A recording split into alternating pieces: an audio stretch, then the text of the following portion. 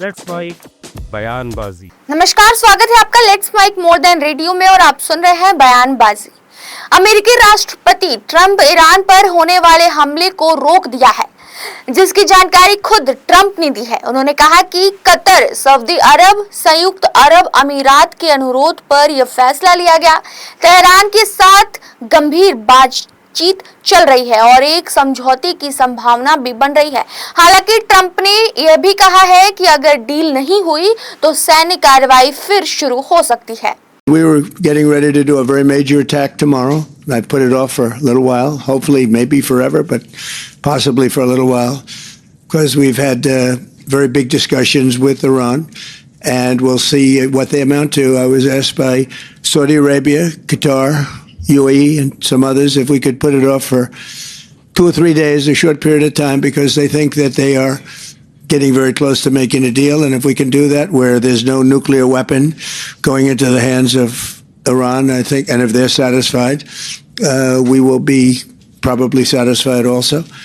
We've informed Israel, we've informed other people in the Middle East that have been involved with us, and it's a very positive development, but we'll see whether or not it amounts to anything. We've had periods of time where we thought pretty much getting close to making a deal, and didn't work out, but this is a little bit different. Now, we're ready going tomorrow, very big, and not something I wanted to do, but we have no choice because we cannot let Iran.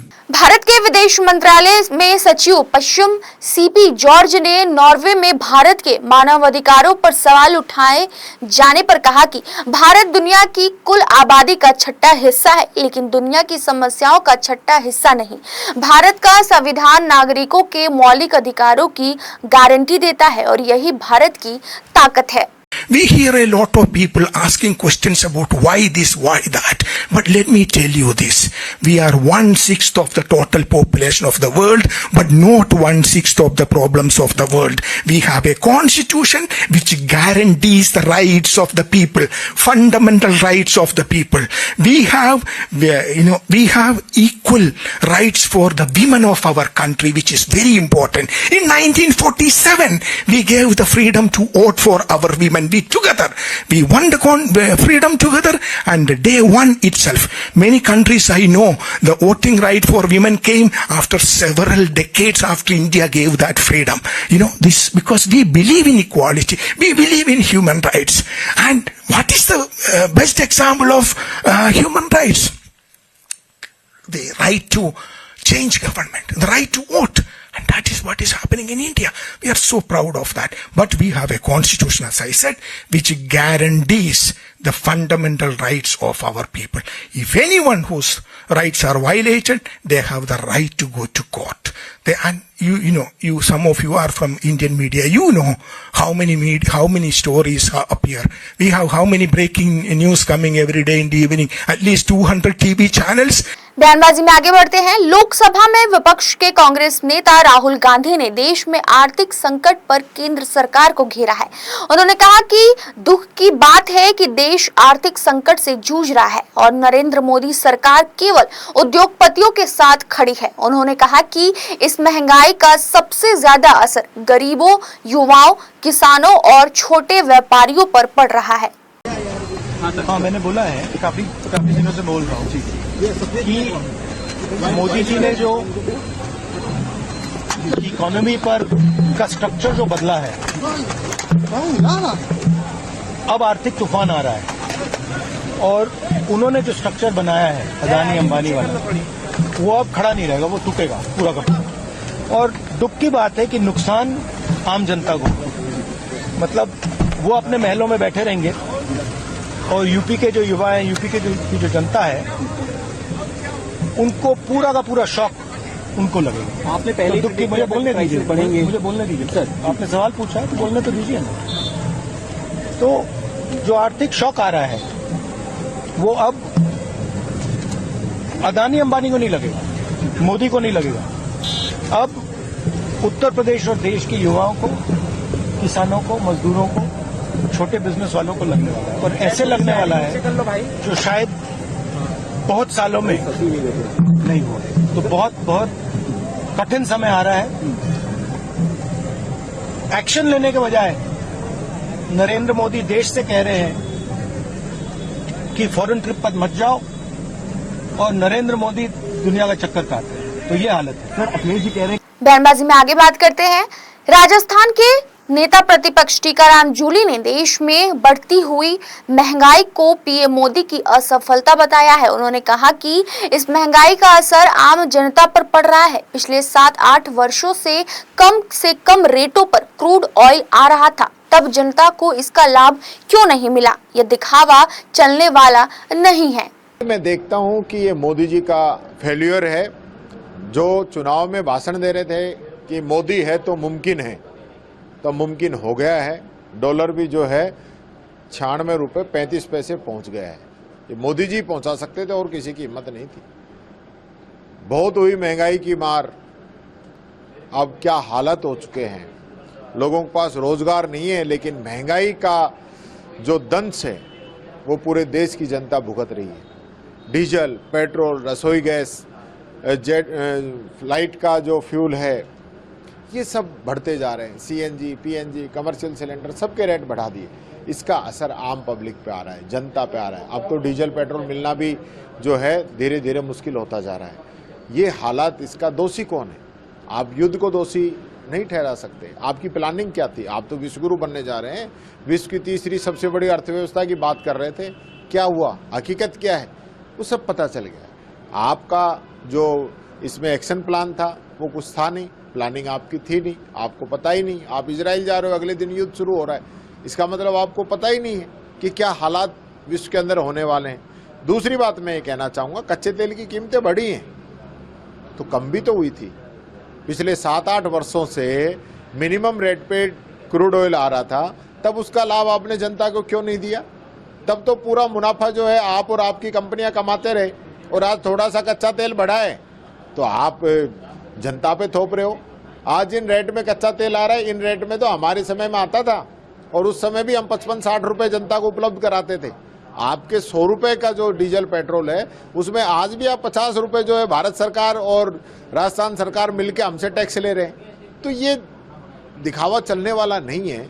आपका action plan नहीं था, आप failure है। मोदी है तो ऐसा ही होगा, ये जनता कहने लग गई है। आगे बात करते हैं। शिवसेना यूबीटी के सांसद संजय रावत ने बढ़ती ईंधन कीमतों पर भाजपा पर निशाना साधा है। उन्होंने कहा कि महंगाई बढ़ना पहले से तय था। उन्होंने भाजपा पर तंज कसते हुए कहा कि बीजेपी के राज में जय श्री राम बोलने से पेट्रोल के दाम 10 रुपए कम हो जाएंगे। उन्होंने कहा कि महंगाई को लेकर हम संघर्ष करेंगे और विरोध करेंगे और सरकार से सवाल भी पूछते रहेंगे। 5 रुपया बढ़ गया वापस, तो उसमें नई बात क्या है? ये तो होने वाला ही था। जिसको महंगाई खा रही है, मार रही है, ये अगर भाजपा के लोग हैं तो जय श्री राम बोलो, 10 रुपया कम हो जाएगा। यही तो भारतीय जनता पार्टी का मंत्र है ना, जय श्री राम बोलो सब कुछ मिल जाएगा। तो जिनको लगता है कि बहुत महंगाई हो गई, अब घर कैसा जलेगा, चूल्हा कैसा जलेगा, और मैंने तो बीजेपी को वोट दिया है, तो आराम से बैठो सब लोग एक साथ, और मोदी जी के घर के सामने जाकर या मुख्यमंत्री देवेंद्र जी के घर के सामने जाकर जय श्री राम के नारे दीजिए, सब कुछ सस्ता हो जाएगा। यही भारतीय जनता पार्टी का महंगाई कम करने का मंत्र और तंत्र है। कर लीजिए। हमारे जैसे लोग हैं, हम संघर्ष करेंगे, हम लड़ेंगे, हम मोर्चा निकालेंगे, हम आंदोलन करेंगे, लड़ते रहेंगे। एक जमाना था जनता महंगाई के खिलाफ सड़क पर उतरती थी, खास करके बीजेपी, सुषमा स्वराज जी, स्मृति ईरानी जी, हाँ आते थे ना सड़क पर सिलेंडर लेके, प्याज लेके। अब कहाँ गए वो लोग? अब महंगाई का मार जो है वो राष्ट्रभक्ति है। अब तो सहन करना चाहिए, चाहे लोग मरे या शमशान में जाए। केंद्रीय मंत्री रामदास अठावले ने एनसीपी के फिर से एक होने की अटकलों को खारिज किया है। अजीत पवार के सपनों को पूरा करने के लिए सुनेत्रा पवार ने जिम्मेदारी संभाली है। एनसीपी के विधायक भाजपा में जा सकते हैं, ऐसा बिल्कुल भी नहीं है। मुझे लगता है कि माननीय अजीत दादा पवार जी एक बहुत बड़े स्ट्रांग नेता थे, बहुत बड़े इनोवेटर थे, महाराष्ट्र के डिप्टी सीएम भी रहे हैं, और मतलब अचानक उनका एयरक्राफ्ट का हादसा होने के बाद सुनेत्रा पवार जी को वो जिम्मेदारी दे दी है। सुनेत्रा पवार जी राष्ट्रीय अध्यक्ष बनी एनसीपी की और उसके साथ साथ डिप्टी सीएम भी बनी है। तो मुझे लगता है कि ये कोई मीडिया में तो थोड़ा विवाद आ रहा है, लेकिन मुझे लगता है कि इसमें कोई ज्यादा तथ्य नहीं हो सकता है। और एनसीपी के कोई विधायक बीजेपी में जा सकते हैं ऐसा बिल्कुल नहीं है। एनसीपी के साथ 41 एमएलए है और मुझे लगता है कि सुनेत्रा पवार जी का कैपेबल महिला है। अजीत दादा के साथ वो रही है, तो अजीत दादा जी का जो सपना था उसको पूरा करने के लिए उन्हें जिम्मेदारी उठाई है। भाजपा सांसद पीपी चौधरी ने एक राष्ट्र एक चुनाव को बड़ा चुनावी सुधार बताया। उन्होंने कहा कि बार बार होने वाले विधानसभा चुनावों से सरकार और जनप्रतिनिधियों का ध्यान शासन से ज्यादा चुनाव पर रहता है। एक साथ चुनाव होने से प्रशासन, शिक्षकों और सरकारी संसाधनों पर दबाव कम होगा। जो आज की तारीख में बहुत ही बड़ा चुनावी रिफॉर्म है और प्रधानमंत्री मोदी जी की सोच कि देश में जो हर साल करीब 5 से 6 विधानसभाओं के चुनाव होते हैं, पूरी सरकार जो है और पूरे जनप्रतिनिधि चाहे किसी पार्टी के हों, गवर्नेंस में कम ध्यान और सारे के सारे इलेक्शन मोड में रहते हैं। तो उनका मानना है कि देश में एक साथ लोकसभा और विधानसभा के चुनाव होने चाहिए, क्योंकि ये परंपरा हमारे 1967 तक देश आजाद होने के बाद में यहाँ थी और उस समय विधानसभा और लोकसभा के चुनाव साथ होते थे और किसी तरह की प्रॉब्लम नहीं थी। और उसके बाद में 1968 में कांग्रेस राज के दौरान भी। बयानबाजी में आगे बढ़ते हैं। आरजेडी सांसद मनोज कुमार झा ने पेट्रोल डीजल कीमतों में बढ़ोतरी पर भाजपा सरकार को घेरा। उन्होंने कहा कि महंगाई से दूध और रोजमर्रा की चीजें आम लोगों की पहुंच से काफी बाहर हो रही है। उन्होंने सरकार से सवाल किया कि जब कच्चे तेल के दाम कम थे तब जनता को राहत क्यों नहीं दी गई। पूछेंगे, मैं जानता हूँ, अभी आने दीजिए, महीने भर में 4-5 बार और आएंगे आप। वो कहते हैं नहीं, संजुमन में आपको आना है बार बार, यही सवाल लेके आएंगे, क्योंकि सरकार को लगता है। मुझे दुख इस बात का है क्योंकि आज कह रहे हैं कि कई मीडिया के साथियों ने भी कहा मामूली बढ़ोतरी। अरे कितने दिन पहले बढ़ोतरी हुई थी। और ये पेट्रोल डीजल की सिर्फ बढ़ोतरी नहीं होती है, ये इन्फ्लेशनरी ट्रेंड को जन्म देता है। कई चीजें लोगों के दायरे से बाहर हो गई। दूध बाहर हो गया, छोटे छोटे खाद्य के पैकेट में मात्रा कम कर दी गई, कीमत या तो बढ़ा दी गई या वो वही रहने दी गई। किसकी नजर में है ये सब? Who will control all that? मैं इसलिए कह रहा हूं कि जब crude oil price internationally minimum level पे था, न्यूनतम, तब तो आपने बेनिफिट ट्रांसफर नहीं किया कंज्यूमर्स को। आज आप कह रहे हैं तब तो तेल कंपनियों ने मुनाफा कमाया, आपके संगी साथी लोगों ने।